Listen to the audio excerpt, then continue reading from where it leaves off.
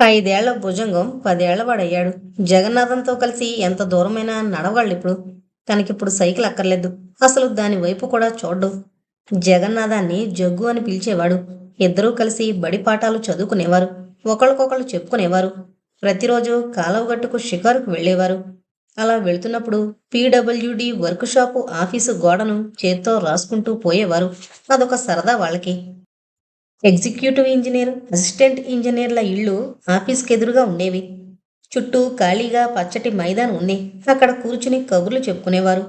కోటిపల్లి నుండి రాజమండ్రికి వచ్చే పోయే కార్లని చూస్తూ ఎవరింటికి చుట్టాలు దిగుతారా అని ఎదురు చూసేవారు. ఎప్పుడో సంచి పట్టుకుని దిగే ముసలాయన, పెట్టి మరచెంబుతో దిగే పుట్టింటి ఆడపిల్ల కనిపించేవారు. ఒరే భుజంగం, మీ నాన్న కలకత్తా వెళ్ళి వస్తుంటాడు కదా, ఒక్కసారైనా నిన్ను తీసుకెళ్ళడేమిట్రా అని అడిగాడు ఓసారి జగ్గు. నన్నా, చాలా అత్యద్భుతమైన విషయం విన్నట్టు విభ్రాంతిగా చూశాడు భుజంగం. ఏమవుతుందిరా, మీ నాన్నే కదా, అక్కడ మీకు పెద్ద కంపెనీ ఉందట కదా. మాకు అంటే? అదేరా మీ నాన్నకి. ఏమోరా, మా నాన్నకి ఉంది గాని అలాని ఇంట్లో అనుకోరు. పెదనాన్నలు పెద్దమ్మ అందరూ మన కంపెనీ మన ఫ్యాక్టరీ అనే అంటారు. మా ఇంట్లో అంతా మనే తప్ప నాన్న మాట వినపడకూడదు. ఇప్పుడు నగలు చేయించారనుకో, మా అమ్మకి పెద్దమ్మకి పిన్నికి అందరికీ ఒకేలా చేయించేస్తారు. బట్టలు కొన్నారనుకో, ఒకేసారి రాజమండ్రి నుంచి చీరల మూటలు తెప్పించి తలొకటి తీసుకోమంటారు. వాటి ధరంతా సమానమే. ఎవరికి తక్కువ ఎక్కువ అన్న తేడా రాకూడదు. అక్కయ్యలు బావలు పిల్లలు వస్తే వాళ్ళకి అన్ని మర్యాదలు జరిపిస్తారు. ఒరే భుజంగం, నేను ఏమనుకునేవాణ్ణో తెలుసా? ఈ అక్కలంతా మీ అమ్మకే పుట్టారనుకున్నాను. అన్నలు తమ్ముడు చెల్లి వీళ్ళంతా నీ స్వంత వాళ్లే కాబోలు అనుకుని ఓసారి మా అమ్మని అడిగేశాను. అమ్మ, భుజంగానికి అంతమంది అక్క చెల్లెళ్ళు అన్నదమ్ములు ఉన్నారు కదా, మన ఇంట్లో అక్క నేనే పుట్టామా, ఇంకెవరో పుట్టలేదా? విని మా అమ్మ నవ్వింది. వాళ్ళంతా అన్నదమ్ముల పిల్లలు కాని భూపతిరాజు గారి పిల్లలు కాదు. భుజంగం ఒక్కడే వాళ్ళ అబ్బాయి అని చెప్పింది అన్నాడు. అవును, చిన్నప్పుడు నాకు సరిగ్గా తెలిసేది కాదు. మా పురుషోత్తం వంటైనా అప్పుడప్పుడు అంటుంటే తెలుసుకున్నాను. అక్కడితో ఆ సంభాషణ ఆగిపోయేది. మళ్ళీ బడిలో పొంతుళ్ళని పిల్లల్ని గురించి మాట్లాడుకునేవారు. ఆకలేసినప్పుడు లేచి ఇంటికి బయలుదేరేవారు. ఈ 5 ఏళ్లలో ఇంట్లో ఎన్నో శుభకార్యాలు వ్రతాలు జరిగాయి. ఇంటి నిండా జనం గోల. సందడిగా ఉన్నప్పుడు భుజంగానికి ఏదైనా కావలసొస్తే వాళ్ళమ్మను వెతుక్కోవడం పెద్ద ఇబ్బందిగా ఉండేది. అర్జెంటుగా ఏ చొక్కాయో నిక్కరో బీరువాల నుంచి తీసి ఇవ్వమని అడగాలని అమ్మ కోసం భవంతంతా వెతికాడొకసారి. ఆవిడ కనిపించింది. కానీ ఎలా ఉంది? నల్లగా ఒత్తుగా ఉన్న జుట్టు పైకి దువ్వి పెద్ద సిగ వేసుకుని ₹2 కాసంత బొట్టు మొఖానుంది. చీరకుచ్చెళ్ళు పైకి దోపుకుంటే లోపల తెల్లని పిక్కలు కనబడుతున్నాయి. కాళ్లకి పాంజేబు పట్టాలు గలగలమంటూ ముఖాన పట్టిన చిరుచెమటలకి బొట్టు కొద్దిగా కరిగి ఆ తెల్లని ముఖంలో వింతగా మెరుస్తోంది. హడావిడిగా స్టోర్ రూమ్ నుంచి మైదాపిండి డబ్బా పట్టుకొస్తుంటే గబుక్కున దొరకబుచ్చుకొని, అమ్మా అమ్మా, నాకు కొత్త చొక్కా ఇయ్యమ్మా, సీతక్క కొడుకులు దుర్గక్క పిల్లలు మంచి బట్టలు వేసుకున్నారు, రమణన్నయ్య కూడా చక్కగా కొత్త బట్టలు వేసుకున్నాడు అంటూ ఆవిడ చేతులు పట్టుకున్నాడు. ఉండు, ఇప్పుడే వస్తాను, లక్ష్మక్క మొగుడికి కాజాలు చేయించాలి, ఈ పిండి వంటానికి చొస్తాను అనేసి చేయి విదిలించుకుని గబగబా వెళ్ళిపోయింది. వెళ్ళినావిడ ఎంతకీ రాలేదు. మళ్లీ వెతికాడు ఇల్లంతా. దేవుడి పూజ గదిలో నుంచి పూజా సామాగ్రున్న సజ్జ ఒక చేత్తో, కొబ్బరి బొండాలు ఒక చేత్తో పట్టుకుని వస్తూ కనిపించింది. అమ్మా అని పట్టుకోబోయాడు. ఉండు నాన్న భుజంగం, నన్ను విసిగించుకో, నీకిప్పుడు ఆ గుడ్లు బాగానే ఉన్నాయిలే, ఇంకా అవతల బామ్మగారికి బత్తాయి రసం ఇవ్వాలి, నాకు అడ్డంలే అంటూ సున్నితంగా మందలించి చకచకా వెళ్ళిపోయింది. భుజంగానికి చెడ్డ కోపం వచ్చింది. పోని ఈ పిచ్చిగొడ్డలతోనే ఉంటాలే, వాళ్ళందరూ మంచివి వేసుకుంటే నేను ఇలా వెర్రివెదవలా ఉంటాను. అయినా అందరి పనులు నువ్వే చూడాలేం, పెద్దమ్మలు పిన్ని అక్కయ్యలు అంతా చేయకూడదు, వాళ్ళంతా చూడు చక్కగా ముస్తాబులై ముచ్చట్లు చెప్పుకుంటున్నారు అని ఉడుక్కొని విశ్వస వెళ్ళిపోయాడు. వాళ్ళ గదిలో పందిరి మంచం మీద బోర్లా పడుకుని దిండులో ముఖం దాచుకున్నాడు. దుఃఖం ముంచుకొస్తోంది. కోపం పొంగిపోతోంది. ఛీ, ఏమమ్మా, చక్కగా వాళ్ళ జగ్గుగడింట్లో అంతా ఆవిడదే పెత్తనం. వాళ్ళక్క కూడా అత్తారింటికి వెళ్ళిపోయింది. వాడొక్కడే ఇంట్లో. వాళ్ళమ్మ వాడు అడగగానే అన్నీ చేస్తుంది. ఈ ఇంట్లో ఏది వీలవదు. తలగడ తడిసిపోతుంది. పావుగంట తర్వాత ఏడి ఎక్కడున్నాడు అంటున్న తల్లి మాటలు వినిపించాయి. అడుగో చూడు ఎంతలా ఏడుస్తున్నాడో. అమ్మవైపు చుట్టాలావిడ చూపిస్తోంది. భుజంగం తలెత్తలేదు. బిర్ర బీసుకున్నాడు. ఏం చేయను పిన్ని, ఎన్ని చూసుకోగలను? అన్నీ తొందర పనులే కదా. ఎవరికి కావలసినవి వాళ్ళకి అందించేస్తే నాకు తీరుబడి అవుతుంది. ఆ, నీ తీరుబడి సంగతి నేను ఎరుగను. పావుగంట దాటకుండా మళ్ళీ బయలుదేరతావు. పిల్లాన్ని చూసుకోవద్దటే కృష్ణవేణి, నీ సంగతి నువ్వు చూసుకోకపోయినా ఒక్కగానొక్కడు అంటూ గొంతు హఠాత్తుగా తగ్గించి, అసలు రాజాలా పెరగాల్సిన వాడు తెలుసా? వాడి తండ్రి సంపాదన ఇదంతా. లక్షాధికారి కొడుకు ఇలాగైనా ఉండడం? కష్టమంతా మీ ఆయనది, సుఖమంతా వాళ్ళది. అవ్వా, ఎన్నేళ్ల నుంచి ఈ మందని పోషిస్తున్నాడే మీ ఆయన. ఒక్కొక్కళ్ళకి పని పాట లేదు, పోషించే మహారాజు ఉన్నాడు కదూ అంటూ ఏసడిస్తుంటే, అబ్బా ఊరుకో పిన్ని, ఎవరైనా వింటే బాగుండదు. పోనీ ఆయన సంపాదన 10 మంది తింటున్నారంటే అంతకన్నా కావాల్సిందేమిటి? అయినా అంతా ఆయన రక్త సంబంధికులే కదా. ఏడ్చినట్టే ఉంది నీ తెలివి. అయిన వాళ్లే ఆటవాతలు పెడతారు. అయినా మీ బావగారులు అలా దిమ్మచక్కల్లా కూర్చొని తినడం, అందరి మీద ఆదార్టీలు చేయడమే గాని తమ పిల్లల పోషణ కూడా ఆలోచించకుండా తమ్ముడి మీదే రుద్దేస్తారేంటే? అబ్బే ఊరుకోమంటున్నానా? ఆయన సంపాదన ఆయన ఇష్టం. మధ్యలో నేనేం చెప్పినా వినరు. ఎందుకు అనవసరంగా వెలితి పడ్డం? నిస్సహాయమైన కోపం కనిపించింది ఆ మాటల్లో. వెర్రిదానా, అంతకన్నా ఏమనగలవు? కానీ దేనికైనా ఓ హద్దుండాలి. మీ ఆయన లక్షలకి అధిపతైనా అపనంగా తిని కూర్చుంటే ఆగుతుందా ఆస్తి? తనను మాలిన ధర్మం మొదలు చెడ్డ బేరంలా అవుతుంది. ఆఖరికి వాళ్ళేదో మిమ్మల్ని పెట్టి పోషిస్తున్నట్టు వాళ్ళ అథారిటీ పెత్తనాలను అదంతా పెద్దరికం అని గౌరవిస్తున్నావా? నీ అమాయకత్వం ఇలా ఉండబట్టే వాళ్ళంతా అలా విర్రవీగుతున్నారు. చూడు, ఎంత పిచ్చిదానివి కాకపోతే నీ ఇంట్లో నీకు స్వతంత్రం లేనట్టు భయపడుతున్నావా? పొద్దటి నుంచి చూస్తున్నాను. నీ చేత్తో నువ్వు గ్లాసుడు పాలు తీసుకుని తాగావా? గంగాళాలతో కాగుతున్నాయి, అంతమంది తాగుతున్నారు. కానీ నువ్వు? ఏంటో పిన్ని, నాకు తాగాలనిపించక కానీ లేకపోతే తాగను. ఉమ్, ఏం చెప్తావు కబుర్లు? నువ్వు మేదకురాలవే కృష్ణవేణి. అందరూ నీ నీడలో హాయిగా బ్రతికేస్తున్నారు, బాగానే ఉంది. కానీ నీ సుఖం మాటో? పోనీలే, కనీసం పిల్లాడి సంగతైనా శ్రద్ధగా చూసుకుంటూ ఉండు. వెర్రినాయన్ని నువ్వు విసుక్కున్నట్టున్నావు. వచ్చి అలిగి పడుకున్నాడు. ఒరే భుజంగం, అమ్మొచ్చింది లేనాయనా అంటూ ఆ పిన్ని అనే ఆవిడ భుజంగాన్ని తట్టి లేపింది. భుజంగం అలకింకా పూర్తిగా పోలేదు. దిండుని గట్టిగా పట్టుకుని ముఖం దానికి హత్తుకున్నాడు. కృష్ణవేణమ్మ దగ్గరికొచ్చి మంచం మీద కూర్చుని ఎంతో లాలనగా, నాన్న, నువ్వు కూడా నా మీద అలిగితే ఎలారా? అమ్మను కదా, నా మీద కోపం ఎందుకు? వాళ్ళెవరికైనా కోపం వస్తే రాని, కానీ నువ్వు అమ్మని కోపగించుకుంటావా? నేను నువ్వు వేరట్రా? మనిద్దరి మధ్య కోపాలు అలకలు ఉండకూడదు నాన్న. లే, నీకు మంచి బట్టలిస్తాను. మొన్న నాన్నగారు మీ అందరికీ కలకత్తా నుంచి బట్టలు తెచ్చారు కదూ, అవేనా వాళ్ళు వేసుకున్నవి? నీకు అవి ఇస్తాను దా అంటూ మంచం దిగి బీరువా తెరుస్తుంటే మెల్లగా తలెత్తి చూశాడు భుజంగం. ఆ పిన్ని వరస ఆవిడ లేదు, వెళ్ళిపోయినట్టుంది. కళ్ళు తుడుచుకుని మంచం దిగొచ్చి అమ్మ దగ్గర నిలబడ్డాడు. బట్టలు తీసి బీరువా మూసి భుజంగాన్ని దగ్గరకు తీసుకుంది కృష్ణవేణమ్మ. పిచ్చి నాన్న, చూడు ఎలా ఉన్నావో, కళ్ళు కడుక్కునరా. క్రాఫ్ సరిచేస్తూ తల మీద ముద్దు పెట్టుకుంది. ఇదిగో ఈ మంచం మీద పెడుతున్నాను బట్టలు. మరి నేను వెళ్ళనా? నాకింకా చాలా పనులున్నాయి అనేసి జవాబు కోసమేనా చూడనేలేదు. త్వరగా వెళ్ళిపోయింది. కానీ ఈసారి భుజంగానికి తల్లి మీద కోపం రాలేదు. బట్టలిచ్చి వెళ్ళిందని కాదు, ఇందాక ఆవిడెవరో అన్న మాటలు విన్నాడు.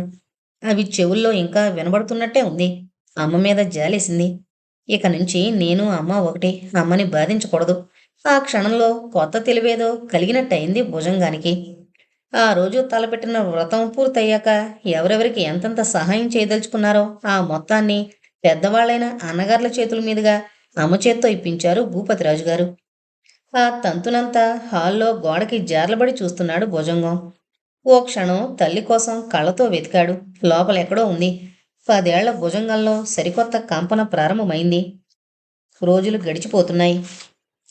ఒకసారి హఠాత్తుగా కలకత్తా నుంచి టెలిగ్రామ్ వచ్చింది. వెంటనే బయలుదేరి వెళ్లారు. మిగిలిన 3 భాగస్తులు కొన్ని కారణాల వల్ల మిల్లు అమ్మేదలుచుకున్నారు. ఆ సంగతి భూపతిరాజు గారికి తెలిసి, మీరు కొనుక్కుని మీ వాళ్ళ చేత నడిపించుకోండి, లేదా అమ్మేసి భాగాలు పంచుకుందాం, ఏది మీకు ఇష్టమో చెప్పండి అన్నారు. ప్రస్తుతం కొనుక్కునేంత మొత్తం ఆయన దగ్గర లేదు. ఒకవేళ అప్పు చేసుకున్నా తను తప్ప ఇంకెవరూ సమర్థులు లేరు. 2 రాత్రుళ్ళు 2 పగళ్ళు విపరీతంగా ఆలోచించి ఆ తర్వాత అన్నగారులతో ఉత్తరాల ద్వారా సంప్రదించి ఆఖరికి అమ్మేయడానికే నిశ్చయించుకున్నారు. వారం రోజుల తర్వాత రాతకోతల పనులు పూర్తి కావించుకుని తిరిగి ధవళేశ్వరానికి వస్తుంటే భూపతిరాజు గారి మనసు శూన్యమైనట్టు దిగాలు పడింది. రైల్లో కూర్చున్నారే గాని ఆయన దృష్టంతా మిల్సు చుట్టూ తిరుగుతూనే ఉంది. 30 ఏళ్ల నుంచి సాగిన వ్యాపారం ఇక ఆగిపోయినట్టే. ఈ 30 ఏళ్లలో ఎన్నో పనులు చేశారు. దర్జాగా లోటు లేకుండా బ్రతికారు. ముందు ముందు బ్రతకడానికి సరిపోయేంత డబ్బు వచ్చింది. కానీ ఇక మిల్లుతో సంబంధం లేదనుకుంటే ఆ స్ఫురణ భరించలేనట్టుంది. శక్తంతా లాగేసినట్టుంది. యథావిధిగా ఇంటిల్లపాది ముష్టాన్న భోజనాలు సౌకర్యాలు అనుభవిస్తూనే ఉన్నారు. 1-2 ఏళ్ల తేడాతో మిగిలిన ఆడపిల్లల పెళ్లిళ్ళు చేసేశారు. అప్పటికి రామం, శంకరం రాజమండ్రిలో చిన్న ఉద్యోగాల్లో ప్రవేశించారు. బాబాయ్ కూడా తోడయ్యాడు. ఆ సంవత్సరం భుజంగం మెట్రిక్లోకొచ్చాడు.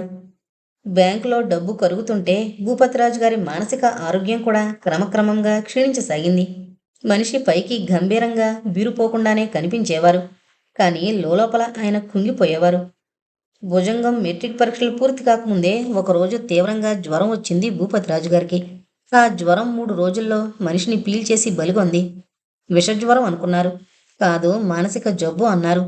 ఆయుష్ లేదు, అందుకే ఇన్ని మంచి పనులు చేసి త్వరగా పోయారు అనుకున్నారు. ఎందరెందరో వచ్చారు, వెళ్ళారు. ఇంకా ఎన్నెన్నో అనుకున్నారు.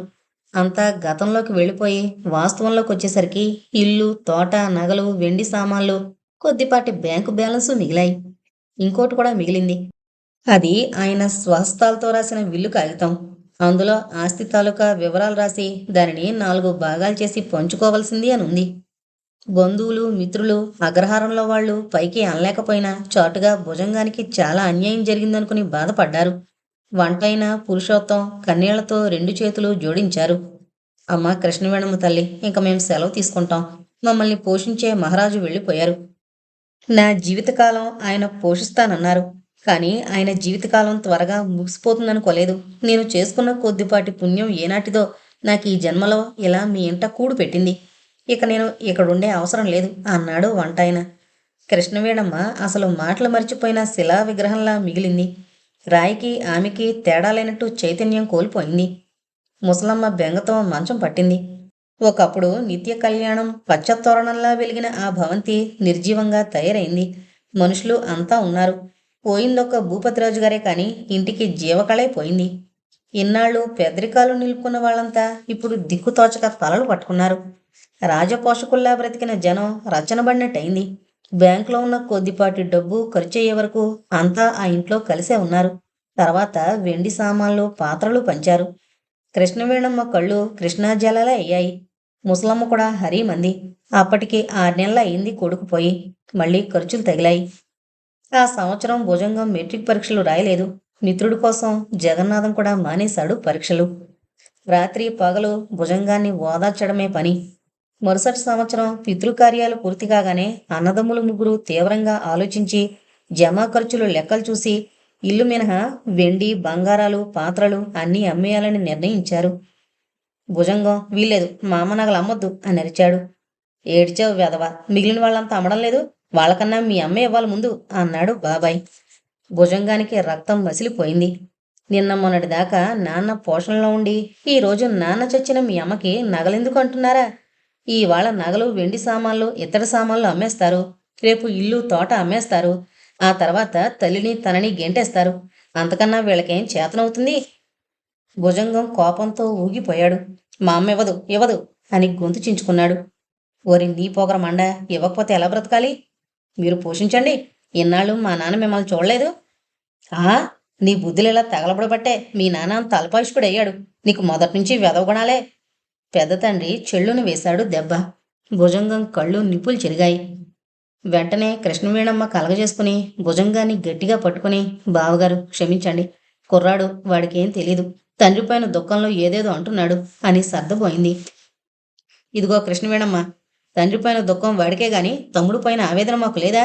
నాకు వాడు ముందు తమ్ముడయ్యాడు గాని వాడికి తండ్రి ముందు కాలేదు. వాడు ఇవాళ ఇంత మాట అన్నాక ఇక మనం కలిసి ఉండడం అసంభవం. ఇల్లు వాటాలు వేసుకుందాం అన్నారు ఊగిపోతూ పెద్దన్నగారు. మాకు వాటాలక్కర్లేదు, మీతో కలిసి ఇంట్లో ఉన్నాం. మా వంతు డబ్బు లెక్క చూడండి, వెళ్ళిపోతాం అంతకన్నా ఊపుగా అన్నాడు భుజంగం.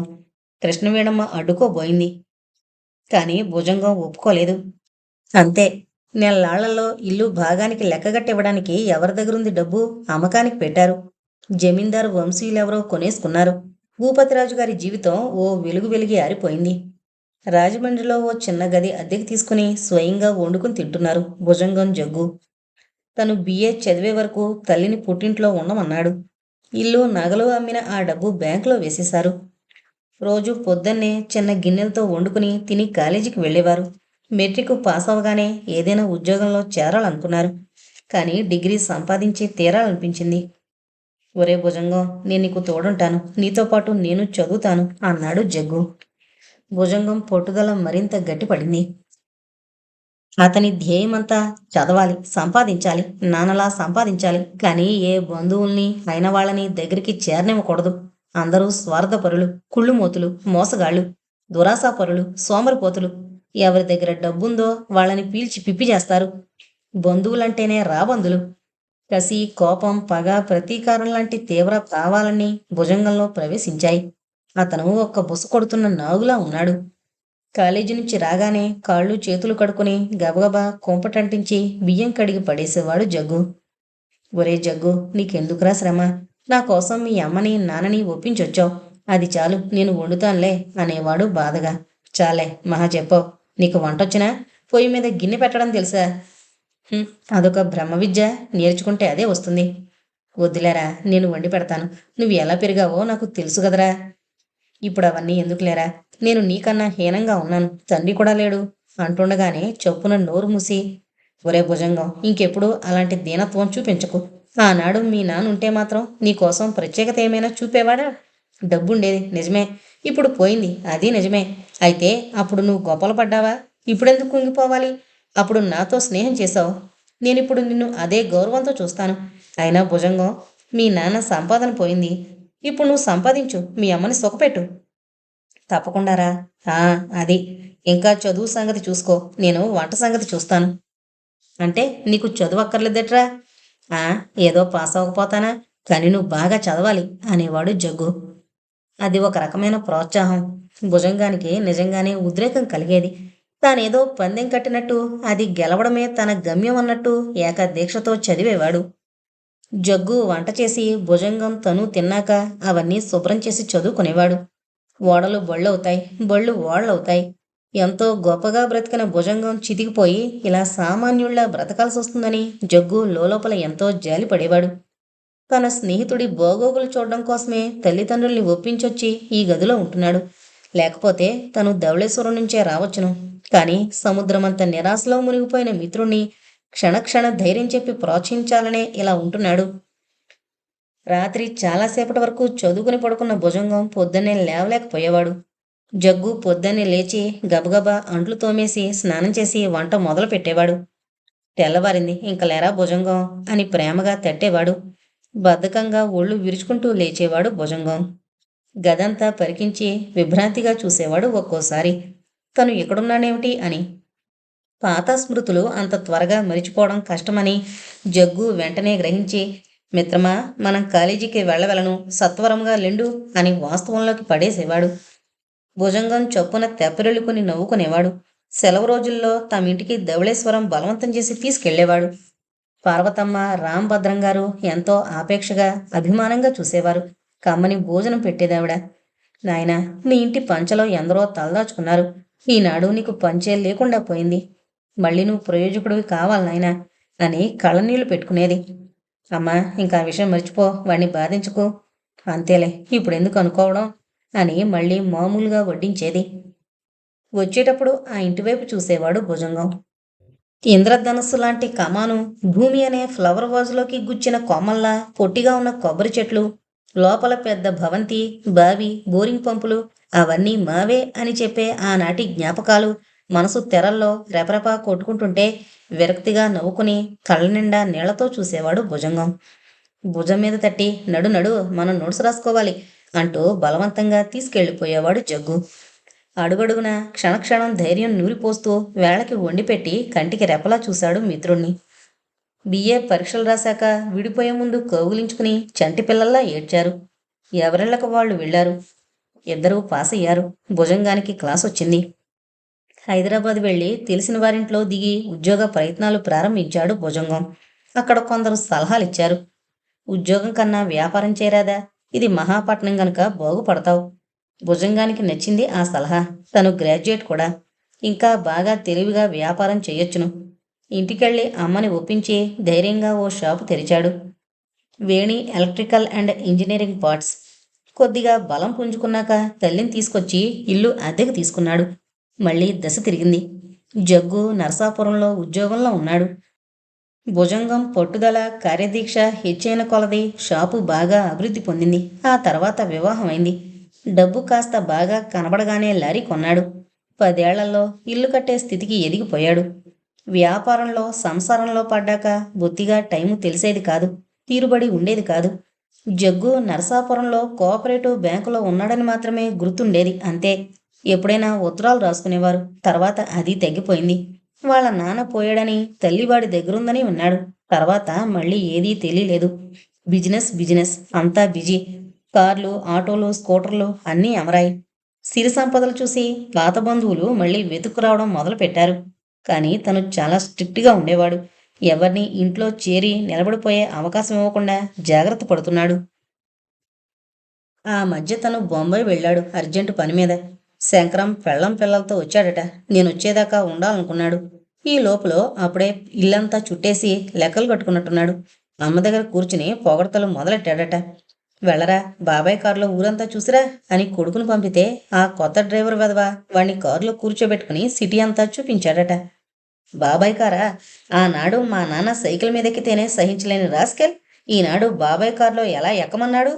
అందుకే బొంబాయి నుంచి రాగానే వాడి కళ్ళెదురుగా డ్రైవర్ని తీసి పారేశాడు ఉద్యోగంలో నుంచి. దెబ్బకి తోక ముడిచి వెంటనే పెళ్ళం పిల్లలతో వెళ్ళిపోయాడు. ఈ భుజంగం అంటే ఇప్పటికి తెలిసిందా అనుకున్నాడు. కానీ కానీ ఇంట్లోనే తాచుపాముందని తెలుసుకోలేకపోయాను. జానకింత జాన.